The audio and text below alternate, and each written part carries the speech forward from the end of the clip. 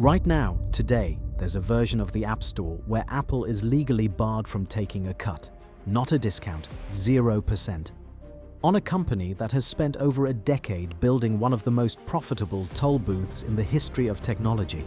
It took a video game company, a secret code name, and 6 years of litigation to get here, and it might not last.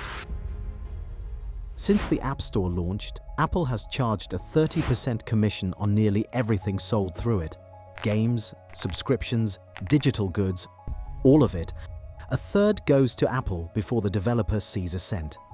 In 2019, Epic Games' CEO Tim Sweeney started arguing publicly that the real cost of running a digital storefront was closer to 8%, not 30%. He wasn't just complaining. Epic built its own PC store and set its own cut at 12%, specifically to prove the math worked. Then, in 2020, Epic did something more aggressive than complaining. Internally, they called it Project Liberty.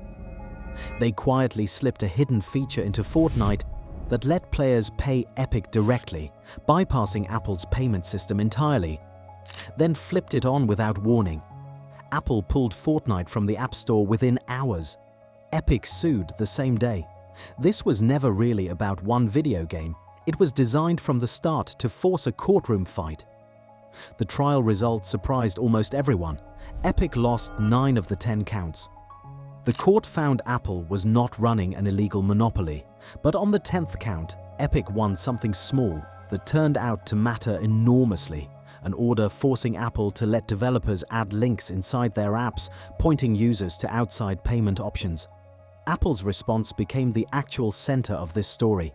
They allowed the links, technically complying with the order. Then they quietly attached a 27% commission to any purchase made within 7 days of tapping one. Epic called it malicious compliance. A judge apparently agreed. In 2025, that same judge held Apple in civil contempt for violating the spirit of her own order.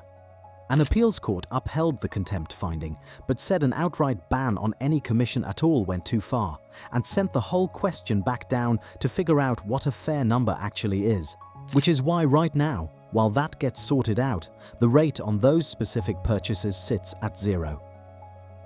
Apple didn't accept that outcome quietly either. They asked the Supreme Court to pause the ruling. The Supreme Court said no.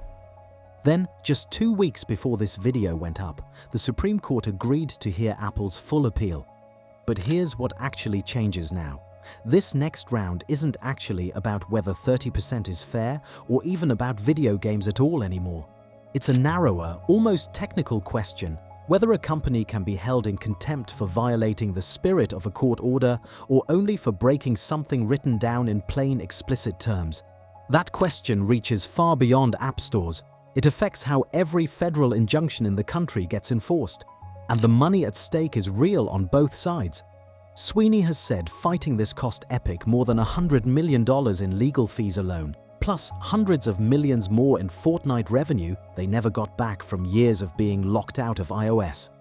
He's called it worth it anyway. Separately, when the EU fined Apple close to $2 billion over a related anti-steering complaint, Apple's stock dropped within hours, wiping out far more market value than the fine itself. So, the arrangement that's funded a meaningful slice of Apple's profit for over a decade is currently sitting at 0% for a specific category of sales, pending a Supreme Court case that starts this October. Whatever they decide won't just set the price of a video game purchase. It'll decide how much power a single court order actually has over the richest company in the world.